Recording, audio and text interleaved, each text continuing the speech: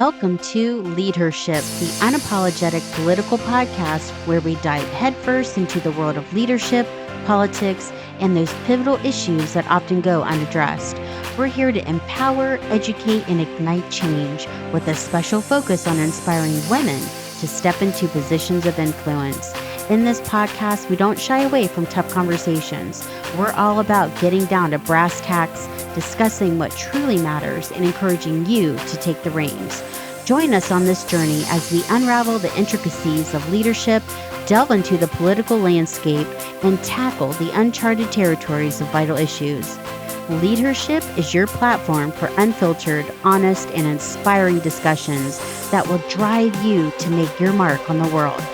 Let's get started.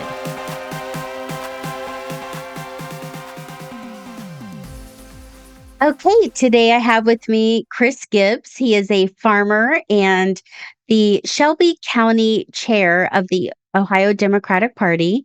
So, Chris, welcome to the show. I'm so excited to have you here. I'm real excited to have this deep dive, conversation with you. So, I'm really looking forward to it. So, thank you for joining us. Well, thanks for the invite, and glad to be here. Hope we can provide any insight to your listeners and Yes, viewers. yes, that'd be great. So, you're a farmer and you know all about the Farm Bill. Can you explain to the audience why do farmers in Ohio, why are they against the Farm Bill? I guess I wasn't aware they were. Um, the Really? Yeah, Oh, wow. I guess I don't know anything about that. That's Um, interesting. Because yeah, I go to the Farm Bureau meetings and a lot of those farmers there, they're against the Farm Bill.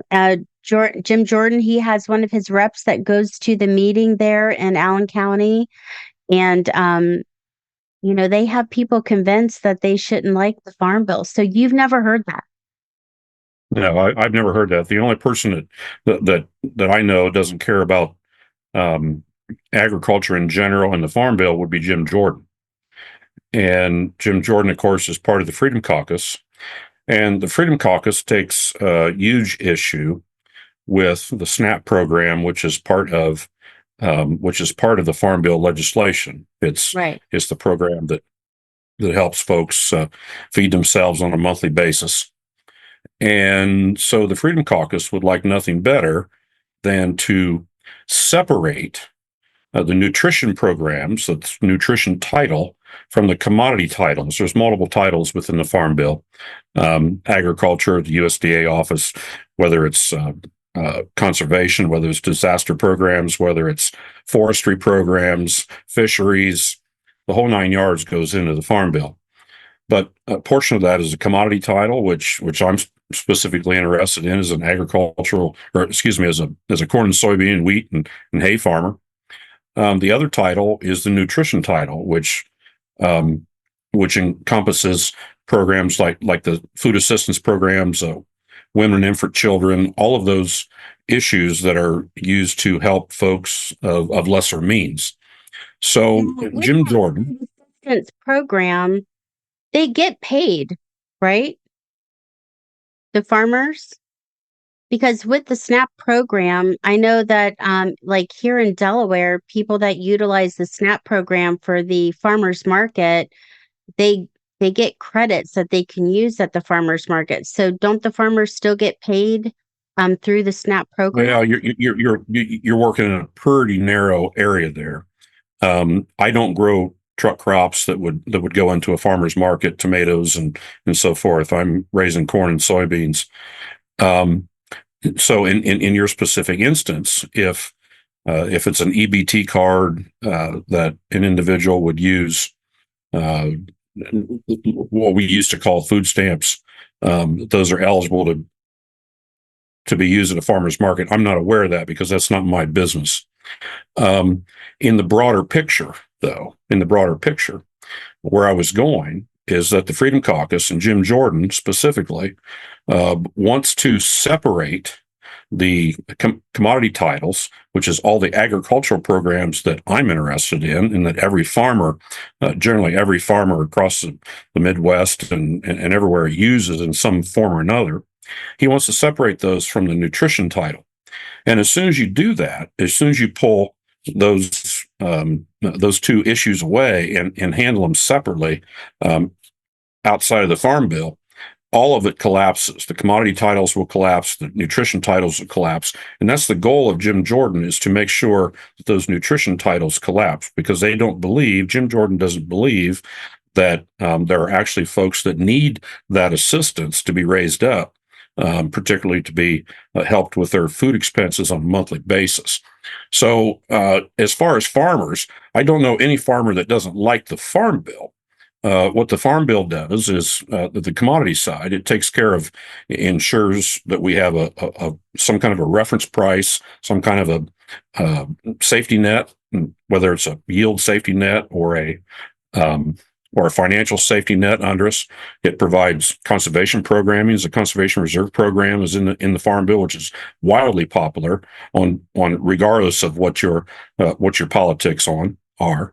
That program has been going on for decades, started in earnest in 1985 with the 85 Farm Bill. Disaster programming, commodity loans, direct loans, operating loans to farmers as a last resort. All of those things come under that commodity title, and that's wildly popular with farmers. Doesn't it alleviate all the monopolies with the suppliers and the meat packers as well? That would be the Packers and Stockyards Act that tries to work with that, which finds its way under USDA. That's a whole another discussion, whether or not the Farm Bill deals with monopolies. But again, getting back to folks that you're talking about, I think you mentioned that you've been to Farm Bureau meetings and they don't like the Farm Bill. Don't like the only it thing they don't the SNAP program. That's what they don't like it because of the SNAP program. And I'll tell you why they don't like the SNAP program is because Jim Jordan told them not to. I know, that's what I'm getting at. That's why. What farmers need to understand is that Jim Jordan would get his way when he goes to these Farm Bureau meetings, and he gives that red meat that red meat verbiage. Is that if they lose the nutrition title, okay, if it's separated out like Jim Jordan and the Freedom Caucus would like, then the whole thing collapses. All of their price supports collapse. All of their safety net collapses. All of their disaster program collapses. All of crop insurance, which is a risk management program that farmers pay into, all of that collapses as well. So, and the reason is you have to have those tied together to ensure that you get the urban vote in Congress or the nutrition title, and that you get the agricultural vote out in the rural areas and voting for the Farm Bill. And that's what holds it together. Yeah. That's interesting. Well, I think you explained that very well. So thank you. No, but you are right, because that is what they say. It is about the SNAP program. And I know that they say that because that's what they've been sold. Because, I speak with farmers and they're like, oh, yeah, I don't like the farmer. I said, really? What don't you like about it? And they haven't even read it. I mean, I've spoken with people that are leaders of their county farm bureau, and they haven't even read the bill. And so it's just interesting conversations, I have with people around the district. Well, and to be somewhat fair, I'm let's see, I don't want to say this. I'm taller than you are, and we've met a number of times. And the Farm Bill would come up to probably about your nose, so it's pretty it's pretty lengthy with all of the things in here. And what's important here is for your listeners, what's happening in Congress right now is that Mike Johnson, the Speaker of the House, is holding up many of the all of the program that we don't have a Farm Bill right now. Farm Bill expired last year. And so we're moving forward on a continuing resolution and old Farm Bill language. So farmers aren't able to plan ahead for risk management. updating what we call our reference prices, which is a risk management tool. So all of those things are on hold right now, and it's because of the House and Speaker Johnson. The Senate would like to move on a farm bill, I'm sure, but the House won't do that. And it's odd because Speaker Johnson, one of the top three things when he gave his, I wouldn't elevate it to an acceptance speech, but when he pitched himself as finally the speaker out of how many 14 different choices they had, in Congress, he said number three was his third priority was making sure we got a farm bill through this Congress. And that's the last time we heard of it. We haven't heard of it since then. So it's a big deal to agriculture because, as I've told you before, and we've talked about, agriculture is a national security interest. It is a national security interest. If you've got hungry people, if you've got food supplies that are unreliable, if you've got pricing that's unreliable, if you've got farmers that are under stress, that's a national security interest. So it's to the interest of all of the United States to have this farm bill passed. And heretofore, it hasn't come to pass because of Speaker Johnson and largely because of his lieutenant, Jim Jordan. Yeah, that's right. Let's talk about immigration. Immigration affects farmers. I know that, a lot of migrants work on the farms. When I was campaigning last year, Tim Ryan came and spoke with some farmers in Ashland County. And one of the questions that the farmers had, what are your thoughts on immigration? Because we need people to work on our farms. So can you kind of talk a little bit about that and again, how Jim Jordan is voting against the immigration bill, how that actually affects farmers in Ohio and across the nation? Well, this is another thing, and you mentioned the Farm Bureau. Farm Bureau has been very proactive on this. Not specifically in my operation here in Western Ohio necessarily. I don't use immigrant labor. I don't use seasonal labor, but that's just the nature of my business. In the corn and soybean and cattle business, I don't need that.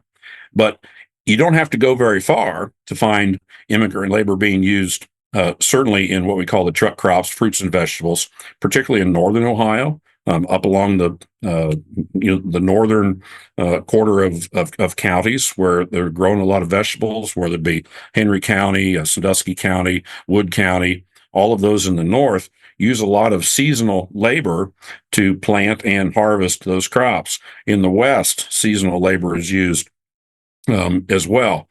It isn't some and not to beat up on any group, but I'm going to tell you something. Let's get back to Speaker Johnson and Jim Jordan. It isn't some white boy in a F-150 pickup truck after school or after basketball practice that's picking their lettuce and picking their blueberries and picking their tomatoes.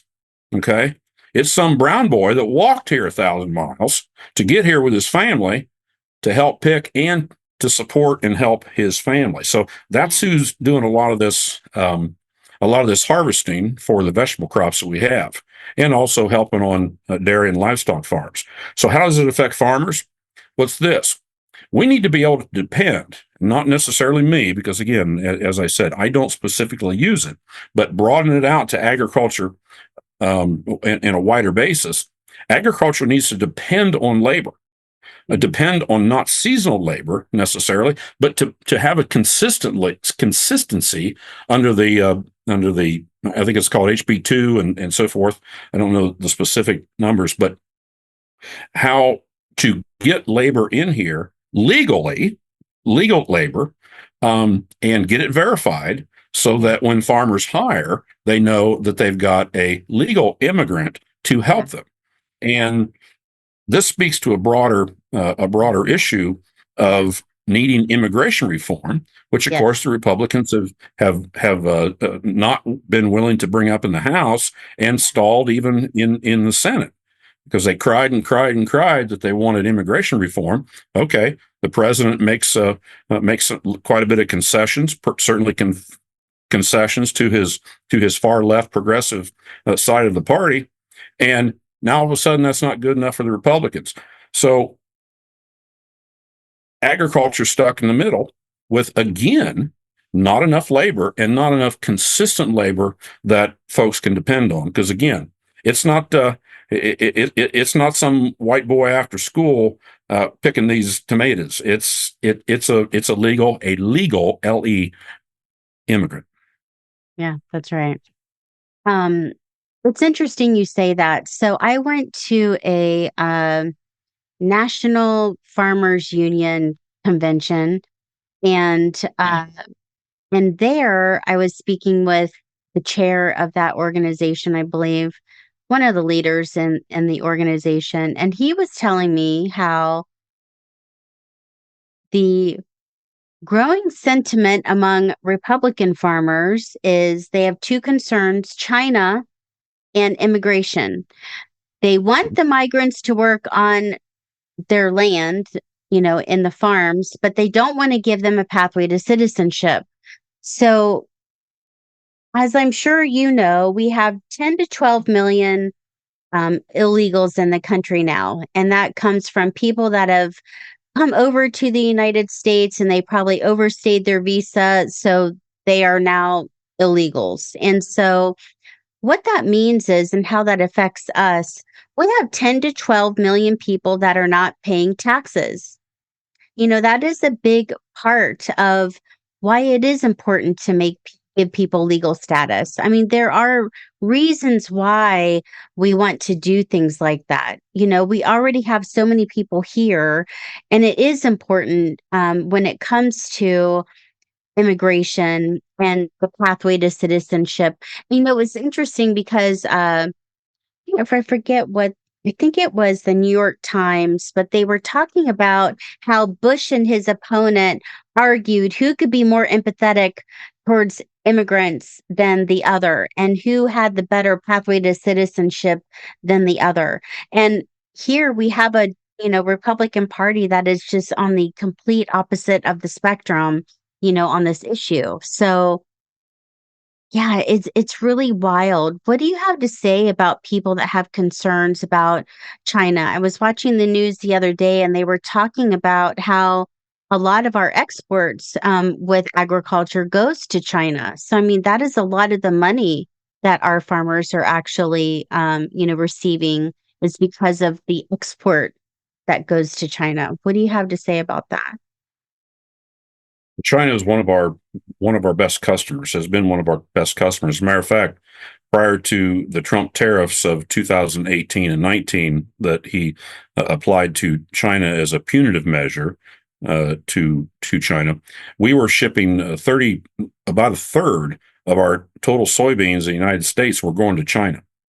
And the moment that he applied the punitive tariffs to China for other reasons that he believed that China was doing this or that, and whether they were stealing our intellectual property rights, all of those things. Technology transfer had been a problem because companies would go over there and China would require them to give them their blueprints, give them their operating agreements, and give them their essentially their trade secrets to be able to do business in China. So when Trump put those tariffs, those punitive tariffs on China, that hurt agriculture immensely. We lost 20%. That 2018-19 area, we lost 20% of the value of our soybean crop right there, which dropped us from a profitable level to just breaking even. So China's also been a big importer of beef as well, and pork products. Corn to a certain extent. The soybeans has really been the big deal because the Chinese people eat a lot of pork. That has risen as people become more affluent in China. They want to eat more pork and eat more pork. Now, there's been some difficulties with that because of pork disease in the hogs, flu, and they've had to get rid of a lot of hogs, and a dead hog doesn't eat any soybeans. So that's been a problem, but they're still a really good customer. The president came along, President Trump came along with this phase one deal, which required, I say, there was no force and effect to it, but that China would buy a certain amount of agriculture products And they didn't meet that goal. Some products, yes, some products, no, but they certainly didn't meet it over long term. And there never ended up being a phase two to that. So that's kind of all petered out. The moral story is for agriculture is that be careful. And this is what I would say for farmers. Let's be cautious about beating up on China for the wrong reasons. Yeah. What we want to do is we want to compete with China. Yeah. And we want them to continue to be a market. They have choices. They can go other places, not all the time, but they can go other places. And I'll tell you when we saw that in 2018 and 19, the moment that Trump applied those tariffs, President Xi made best friends with Bolsonaro out of Brazil, and they started buying soybeans out of Brazil. Okay, Mm-hmm.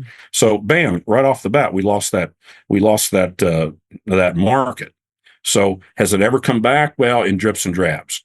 Now there's other things going on for China. Their economy is not advancing. It's going downhill when our GDP at the same time our GDP is going up. We've tried to find other places for trade, but we haven't found anything to totally replace what we do with China. So we need to compete with them. We also need to have not necessarily a free market, but we need to have managed trade where we get something for what we sell them, we get something back. So, and I'll tell you something else. What farmers need to realize, and I know they know this intuitively, but what your listeners need to realize is that how important, regardless of China, how important foreign trade is to agriculture. 50% of our soybean crop goes overseas somewhere, whether it's going to China, whether it's going to Mexico, et cetera, Japan, I don't care, but 50% of the soybeans and huge percentages of our other crops go overseas.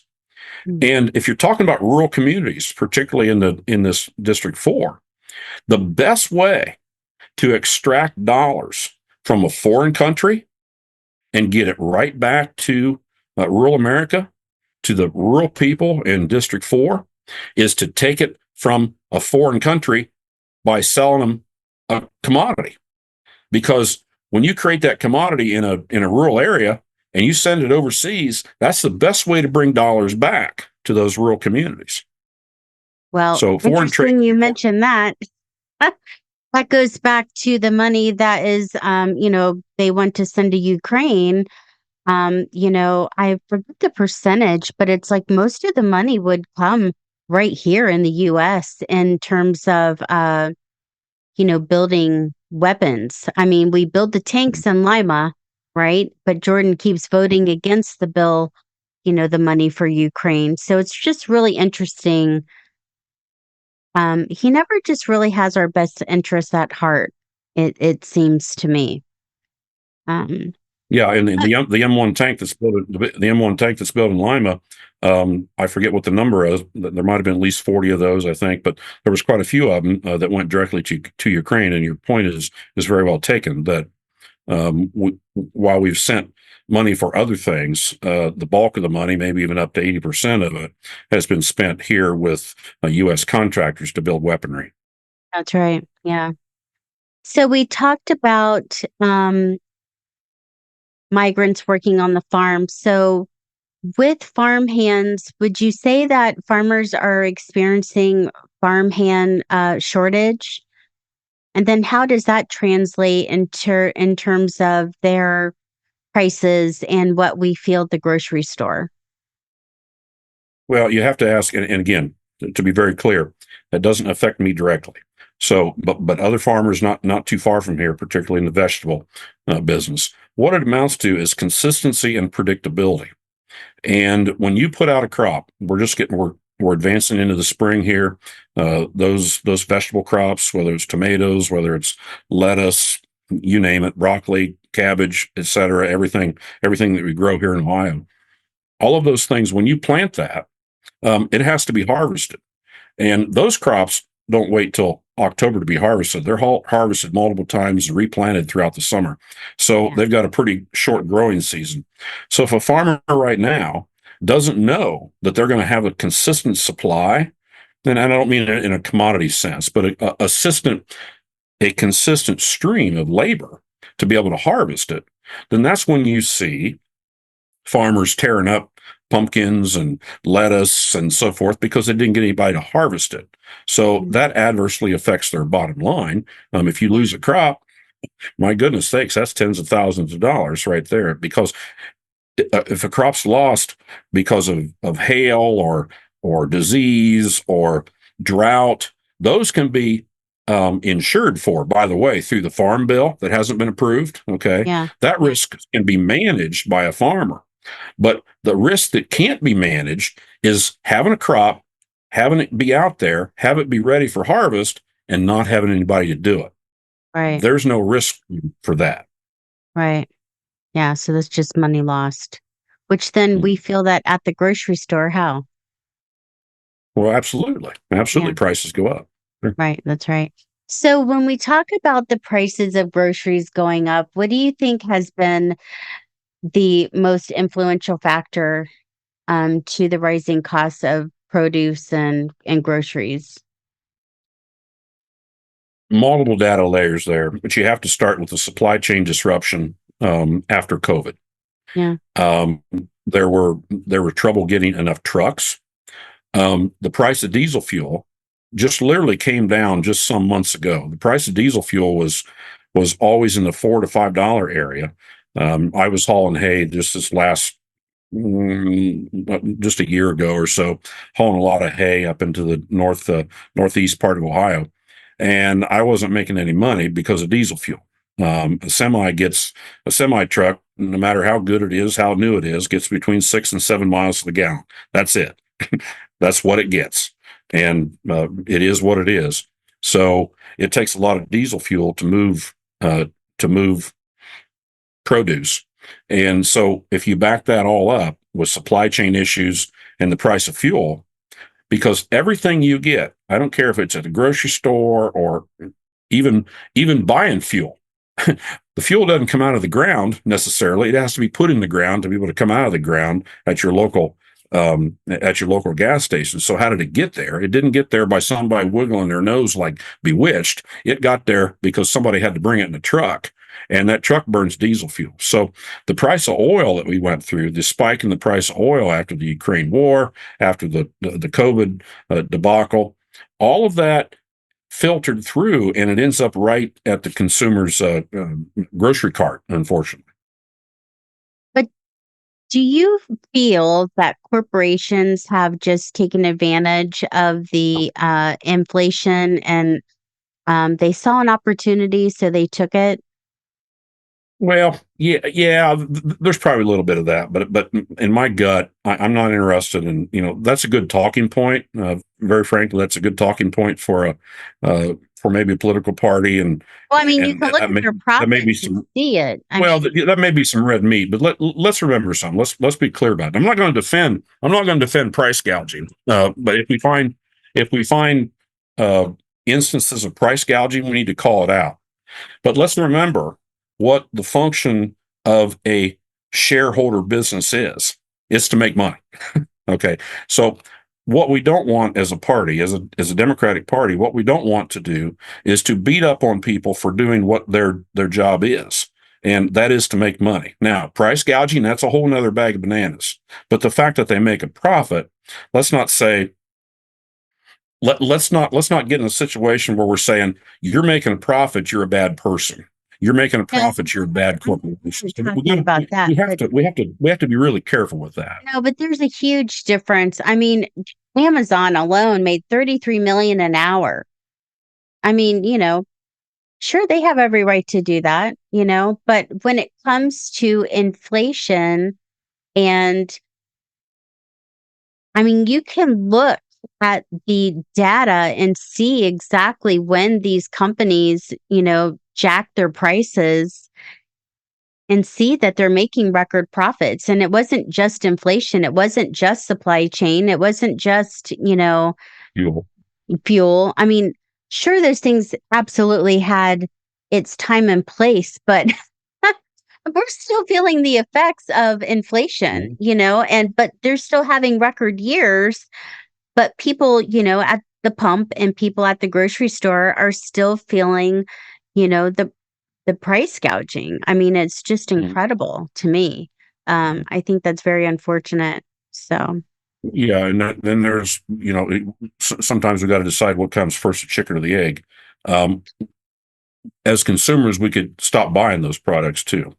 You could stop buying products. Now you can't stop buying groceries necessarily. I get that. right. So, Yeah, yeah, um, yeah, yeah. that's tough. Find an issue of price gouging. What I would hope is that there's enough competition that competition should take care of that. Um, Maybe we need more competition. Maybe what we didn't need was some administrations ago who pared down and ended up with only four companies that process 80% of our beef. Okay, four That's one of the companies in the monopolies United I was States, talking and two about. of them, one of them's Chinese and the other one's Brazilian. So there's only two American companies. Two, I'll get my fingers straight. Two American companies that are part of that 80%, almost a cabal that buys and processes 80% of our beef that's consumed in the United States. So you know what? Just what yesterday or just this morning, I think there's a merger between Kroger and another grocer, a large grocer. I'm not familiar with the other name, but I'm familiar certainly as your listeners are with Kroger. And the Commerce Department is looking at that and saying, you know what? I don't think we want to do that because that's how you get higher prices is less competition and letting mergers happen. So Well, the I'm same tickled. thing with cable and cell phones and, Oh yeah, yeah. yeah, we Now, could the go best on thing you and can on do with a about. cable company, best thing you can do to trick a cable company is every 2 years you get a new one because Yeah, you always get a 2 year new package with the half price crap. So do that and then change in 2 years. Every 24 months, just mark it down on your calendar. that's what I told my we can't play these companies off each other. Hey, you got to play the game. You got to play the It's game. the truth. Um, but I wanted to talk about, the shortage of workers and, if you believe that that is impacting the rise in costs of produce and everything as well. It sure can. It, Yeah. it sure can. And it all comes back to the inability for a farmer to predict that he or she is going to get that crop harvested. Right. So it has a direct Now, relationship. There's no question. right. Um, let's talk about technology because I did not realize the impact of technology, and quite honestly, I didn't realize there were so many monopolies with farming like there is. And so I know you guys feel it with seed suppliers. There's only 3 seed suppliers. There's only 4 meat packers. But the technology piece is a new one to me. So I know that with some of the equipment, you're not able to do your own upgrades. You have to go through the company, from my understanding, and that can impact your ability to utilize the best affordable option. Are you aware of what I'm talking about? Mhm. Yeah, right In to terms repair. of like, yeah, yeah, that's right. Can you kind of Mhm. explain about that a little bit? Well, technology aside, I thought you were going to go somewhere else, but I know where you're going now. We can always back up to it. Um, Technology has advanced with equipment that there's a lot of stuff in what we call a black box. In your car, people have experienced this over the last 15 or so years where the car won't start and it isn't just the starter, it's just something in the black box. Okay. And you open up the hood and you look down in there and you don't even recognize anything in there anymore. It isn't like a 77 Chevy where you could literally crawl down in there and work on it. So that technology has advanced certainly into agriculture, into our planting equipment, into our tractors, into our combines, into our sprayers, all of those foundational pieces of equipment. And what that's led to is that to be able to access and to diagnose a problem, you need to hook it up to a laptop. No different than they put a scanner on your car when you go in. What's wrong with it? And Right. everybody's seen the check engine light on their dash. We all have a different way to use that depending on what truck of mine it is. I may just take a business card and stick it over that, and I don't see it anymore, and that solves it. But other people want to actually fix it. So combines, tractors, etc., have the same thing. It may not be a check engine light, but it'll come on. It'll say the computer, the algorithm has detected a problem, X, Y, Z. It needs fixed, or we're going to shut down, or it isn't going to work right, or X, Y, Z. Or the next time you go out to flip the sprayer on, it's not going to work. So the farmer can't just jump in there, open up the hood, and fix it because they don't know what the problem is. They don't know where it started. They don't know what the algorithm is that's calculating the difficulty going through the computer. And so they need the software to be able to diagnose it. Yeah. And heretofore, that software has only been available from a dealer. And it isn't from a dealer. They don't give you the software. They are running it also because they can bring their laptop and their diagnostic equipment out, and they Right. can diagnose it for you. And of course, they're not going to do that for free. So what farmers have been struggling with the last number of years, and it's relatively recent, is what we call a right to repair issue, where farmers want access. And it isn't necessarily the farmer that wants that access.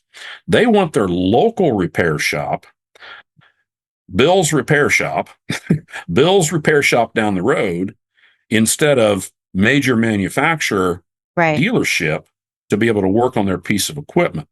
Yeah. So these larger dealers, these larger equipment manufacturers, we don't have to name names, but they've made, at least one of them has made a memorandum of understanding with the Farm Bureau. And that was a couple years ago. Farm Bureau said, "Oh, we got this memorandum of understanding." Now all of a sudden, this equipment manufacturer will let this software be available, let this diagnostic ability be available, so a repair shop or even an enlightened farmer, him or herself, can do that in their own shop. There's even limits to that.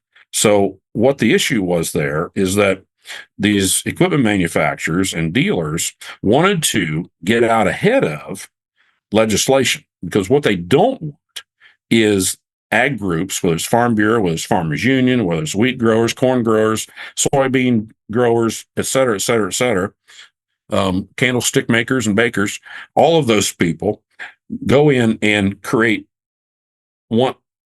on their congressmen and women to create legislation to force these companies to open up their software so that a farmer can work on that piece of equipment. So this is an ongoing process. My gut is that the agricultural the equipment manufacturers are going to resist that as long as possible because the dirty little secret in the business is that agricultural dealers and they don't make any money selling equipment, believe it or not. They What they get you on make the money on comeback. is service and parts. Okay. Right. So that's where their bread and butter is. And it's not selling the piece of equipment to start with. Right. Which again goes back to you need a representative who's going to have your better interests at heart rather than corporations. Yeah. You want to scare the hell out of them? Say that you're going to advance legislation to require them to open up their black box, and I'd wear your seatbelt because you're gonna be in for a fight. Um, the other thing, um, as I said, I travel and I go to these farm meetings and everything, and I know one of the concerns is like inheritance tax and preserving generational farming. Um, Mhm. why don't you kind of enlighten the audience to those issues? Currently, and this has always been a hot button issue for a couple things. In Ohio, we got rid of the estate tax, so that's gone now. People used to call it the death tax. Um, That was more of a political statement, which meant that if you died, your heirs were taxed if the estate was worth more than XYZ. Um, in the federal business, that estate tax still exists. Okay, so it goes like this: if your estate is your heirs, you pass away, and you don't have any other mechanisms to have all this fixed already. If you pass away and your estate is heired to, willed to your heirs, if it's the value is over a certain amount, then that increase in value is taxed and on estate tax. And I don't know specifically what the rate is, but at any rate, there's going to be tax. So the argument has always been, and this is a Farm Bureau argument. This is a commodity organization argument.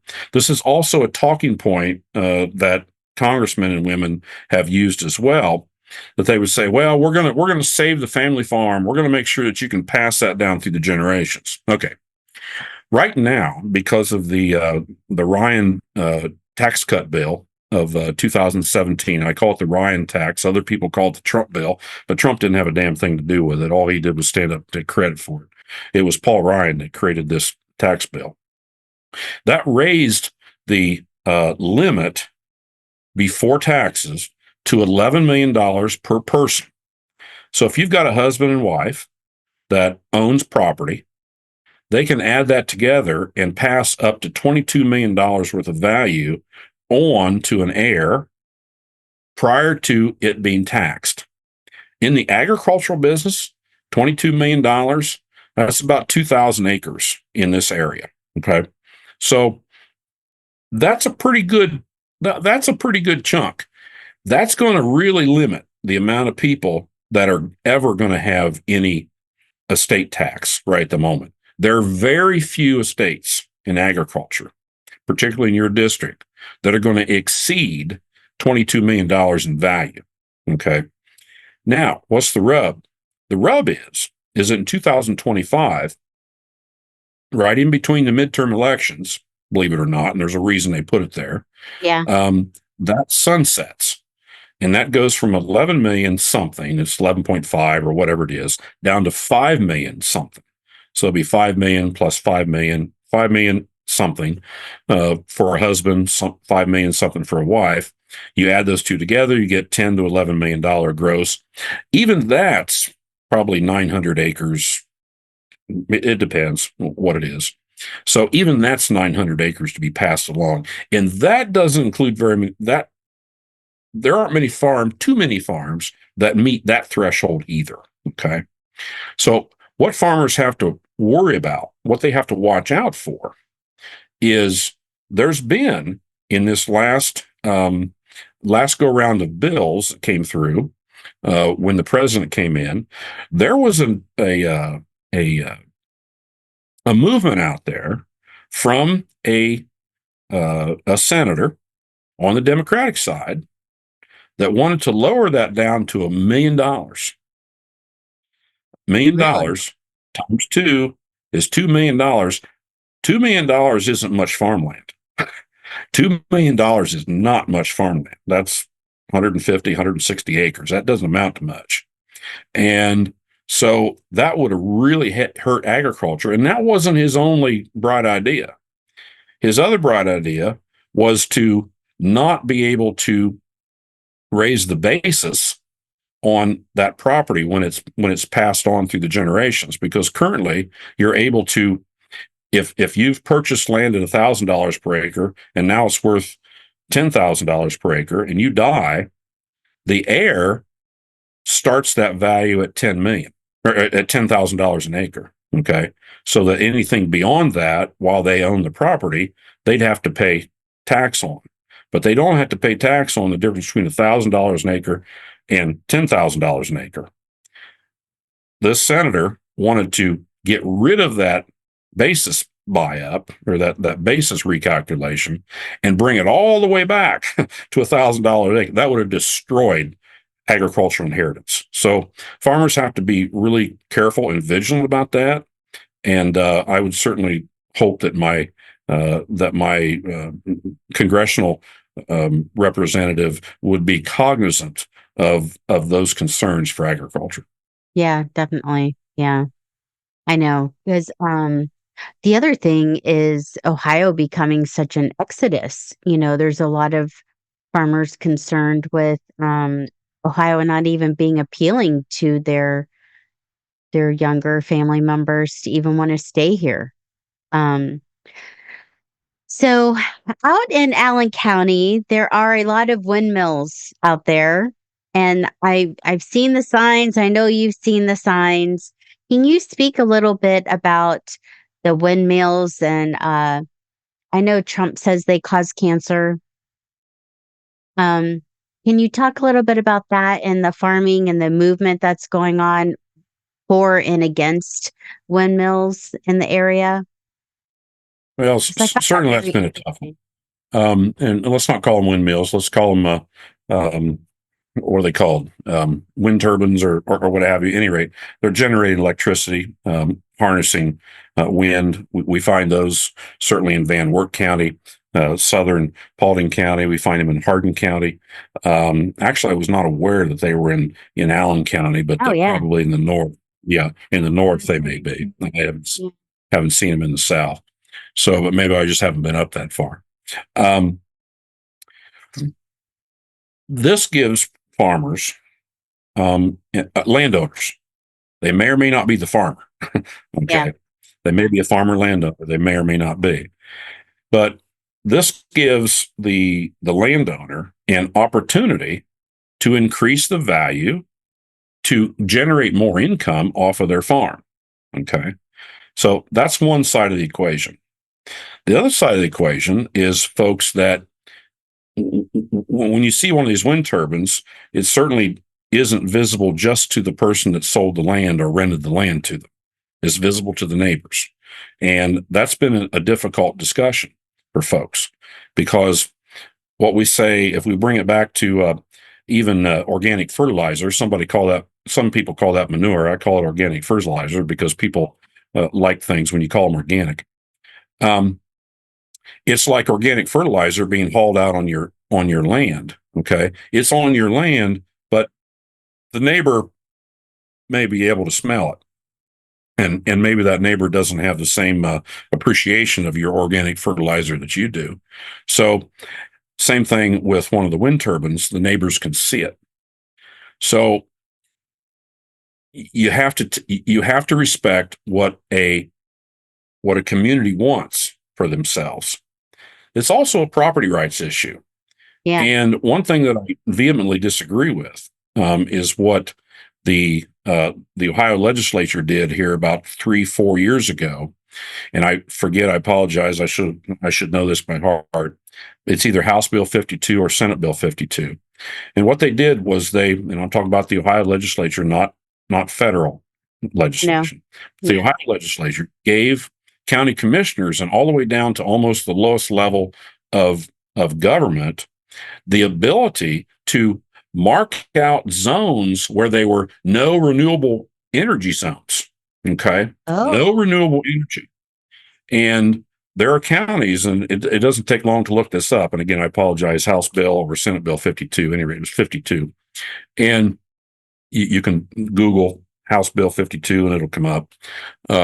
But what happens is county commissioners have lopped out in a number of counties, and I think some of your counties in District 4 have this as well, where they won't allow any renewable energy now. And what the legislature did was it gave cover for county commissioners to say, no, we're not going to let any solar farms in. We're not going to let any wind farms in. We're not going to let this and that and the other thing in. No renewable energy. Because, of course, the legislature, which is the Ohio legislature, is completely controlled by the GOP, just hates anything renewable because they think it's subsidized and that we don't need that. We need to drill and drill and drill and drill under our parks and all this stuff. So, It is Senate Bill and 52. okay. And so, thank you. So at any rate, the issue here, the rub is that you can make an argument that what Senate Bill 52 did was essentially a taking of property rights, because now a landowner may or may not be a farmer, could be a farmer landowner, but wouldn't have to be, could be Right. an absentee landowner. Now all of a sudden has one less right, has one less ability to increase the income off of their asset. Right. Because now all of a sudden the government said you can't increase your value of that land by creating more rental income for a turbine or a solar farm. So these issues are tough, and people just have to talk them out and talk amongst their neighbors and decide what their priorities are. So speaking real estate, I mean, so I know that it would increase their income, so to speak, but would that really increase their property value? So would that, in essence, increase the property value of, the community around them, or would it hurt it? Because I'm not sure if it would increase the value. And what I mean by increase their income is just that it would yeah, it yeah, would increase their working capital, the amount of income right. coming off that asset. Whether or not it increases or decreases the value, I'm not going to speak to that because I don't know. Okay. Because I've heard people having concerns that it would decrease the property value if their neighbor had. Okay. Neighbor. Oh, yeah. That's a very credible argument. Absolutely credible argument. And hence why you end up with the signs. No wind Yeah. turbines or no solar or this, that, and the other thing, because it's what we call the NIMBY uh, deal, where it's not in my backyard. So Yeah. Yeah. Yeah. It was really, it's very interesting stuff. Um,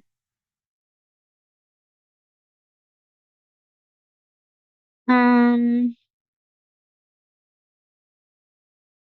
Going back to farm hands in terms of undocumented residents or a visa program, what are your thoughts on?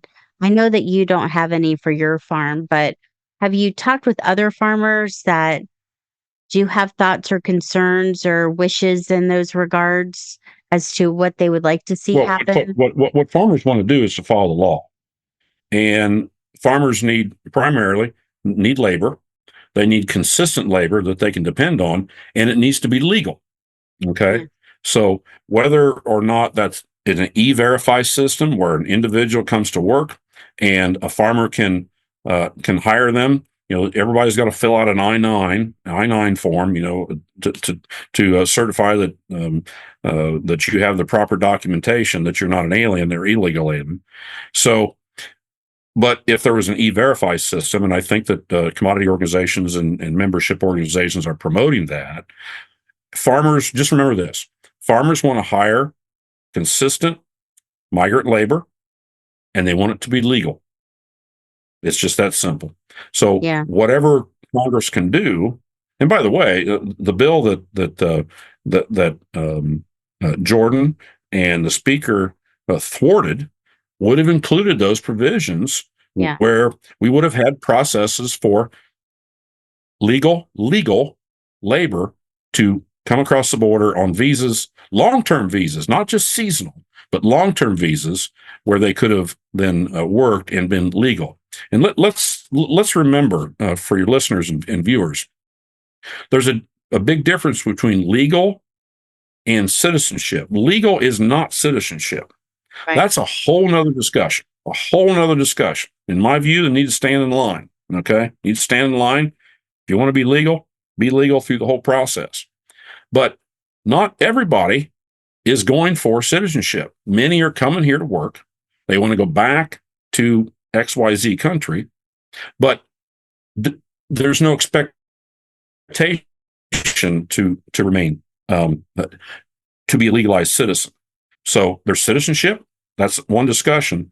But legalized immigration, where we come and work with a legal green card, visa, whatever you call it, that's what farmers are looking for, because they're looking for consistency and something they can depend on. Why do you think they're But there's no against? farmer that I know. No farmer that I know that wants to hire illegal immigrants, not knowingly. Yeah. And I know that a lot of people use fake IDs and everything too, and then that becomes a huge issue. Um, I Hence, went to hence school with, why hence why an electronic e-verify system would I'm not saying would take care of all of that, but it would push us a long way down the road. yeah, I went to school with a guy who is an immigration attorney. So he's talking and brainstorming on all these issues. That's why I'm writing an immigration bill. Um, Now, why do you think farmers don't want to give people citizenship? Well, I don't think I'd lay it right down on farmers. Uh, Well, I'm talking about farmers. And so when I went to that National Union Farmer Convention, um, the guy told me that a lot of people, at least in the Farm Bureau, their concern was China and immigrants, and they did not want to give them citizenship. So I'm just wondering what are your thoughts are why they wouldn't want to give. Well, we have to separate that out. Number one, if you're at a farmers union meeting and he's talking about the Farm Bureau right off the bat, you know that he's not a friend. If he was telling you about the Farm Bureau and he's a farmers union member, um, I would think that would be suspect. But the conversation would be suspect because it'd be pretty easy for him to say that. I don't know anybody that believes that what's happened at the border now is good for our country. Okay. I don't either. Everybody, Mm. including farmers, understand that we need a legal, predictable immigration system where we've decided who we're going to let in, who they're going to be, what the process for citizenship, if they want it, is. Because again, there's two different things. When we're talking about agriculture, we may or may not be talking about a pathway to citizenship. Not everybody that's working in agriculture has an expectation of pathway to citizenship. I understand So, that, but my question is, why wouldn't they want people to get citizenship? That's why I was just curious. What are your thoughts are around that? so your question is, why wouldn't a farmer want somebody to get citizenship? Why would they not want them to have I'm not. citizenship? I'm not sure they know. I think what folks don't want is people to, number one, be granted citizenship ahead of somebody else, or come here illegally, or become here legally, LEG, and then overstay your visa, which then ends up being illegal. Okay. And then somehow being granted some amnesty for citizenship. What many legacy Republicans believe is this. They remember 1986. And in 1986, Ronald Reagan was, I'm not sure I'd elevate it to talked into, but Ronald Reagan believed that if he signed the immigration bill in 1986 and sweepingly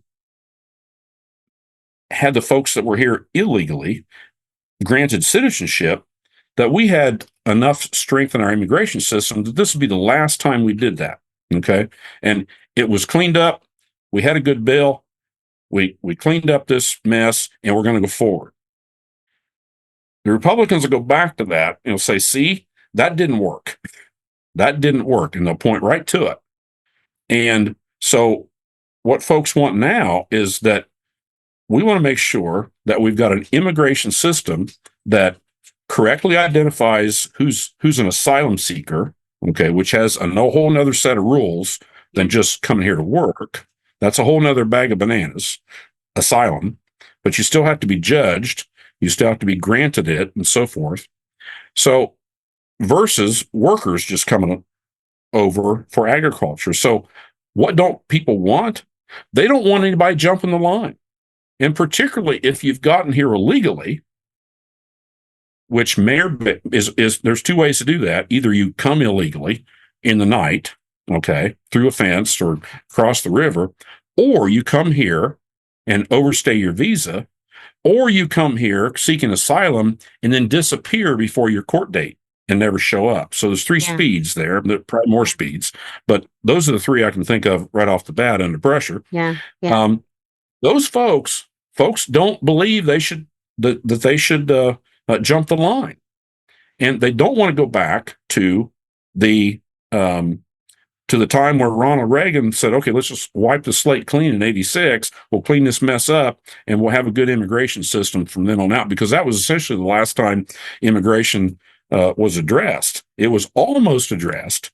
Was it 2013 ish, where the Gang of Eight, Marco Rubio, McCain, Durbin, all those senators got together and put together an immigration reform bill, and they passed it with exceeding a 60 vote margin, which meant that they could get through the filibuster. It passed with bipartisan support, landed over in the House, and John Boehner, I sat right in his office and talked to him about this. He wouldn't bring it to the House floor because he knew it wouldn't pass. And that at the time, the Freedom Caucus, Jordan wasn't around at that time. He was, I think, just before him. But the Freedom Caucus then told him, no, we're not going to let that pass. It ain't going to pass. So he never brought it to the floor. We had a really good shot at immigration reform then, just like we had. This is deja vu all over again. Just like we had 3 weeks ago, we had a really good shot at it, and now the House won't do it. Do you think they just really don't want to solve the issue? They don't want to give credit to the president because the president knows, President Biden knows that, and it's odd. He knows, Trump knows that, Speaker Johnson knows that if that problem's solved, now all of a sudden, what are the Republicans going to run on? What are they going to run on? Gasoline prices? Hell no, that's going down. GDP is the strongest nation on the planet right now. Inflation's coming down. Interest rates are scheduled to come down. Magically, they'll probably start coming down in just a couple months before the election. Mark my words. So, yeah. So they wouldn't have anything else to run on, and that they don't want to give the administration a win. So what the president needs to do is to say, okay, no problem. I'll just handle it myself. Here's some orders. Here's some things we're going to do. And then spend the rest of summer saying, boop, solved it. I took care of it. You couldn't do it. So I did it, and take that narrative away from the Republicans. Yeah, that's definitely what he should do. Yeah. Now, the issue is, we know what the issue is that the president's left flank doesn't want him to do that. And here comes the secret for your listeners. If you want to talk about politics a minute, this is the difference between the Republican Party and the Democratic Party. In the Democratic Party, everybody gets a voice. All right, not everybody gets their way, but everybody gets a voice, and that's a credit. In the Republican Party, there's only one voice. Okay, that's the voice of Trump. You either follow that or you're vaporized. So when you see the president having to, it isn't the word pander, but having to consider his far left, okay, he's only doing that. I take that as respect, because everybody gets a voice. They may not get their way on immigration. They might get their way on Palestine either. They might not end up getting their way, but at least they got a voice. The Republican Party, there's only one voice. You don't get any other voice. So I'll stick right here. Yeah, definitely. Well, I think we had a really great conversation. What do you think? It's very informative. Thank you for all of your knowledge and all of your input. I think it's really important. Or I could be all wrong. Well, I think the guy that tends to the farm every day might know a little something. Everybody's got an opinion. So. Which I can't wait to come and meet the cows, by the way. Good. They're out there. I'm gonna go see them right now. They are looking for me in about 20 minutes. Yeah. Where's our food? So that's right. That's exactly right. I have this process where it's a magic process. Every farmer has it that raises cattle. I can take green grass and turn it into meat, just like that. Well, thank you so much for joining me today and everyone listening and watching. I think it was really great. You gave a lot of insight to everything, which I think is really important, and gave us the inside scoop as to how the Ohio farmer is thinking. I think that's really important. So thank you so much. I really appreciate it. All right. Thanks, everybody. Hope to see you on the trail. Awesome. Sounds good. Thank you for joining us in the Leadership Podcast, a podcast designed to inform, educate, and empower you. I'm your host, Tamie Wilson. I hope today's show inspired you to take your next step in leadership in your life, in your community, and our world. I know together we can make the world a better place. Thank you and see you next time. Until then, live to lead.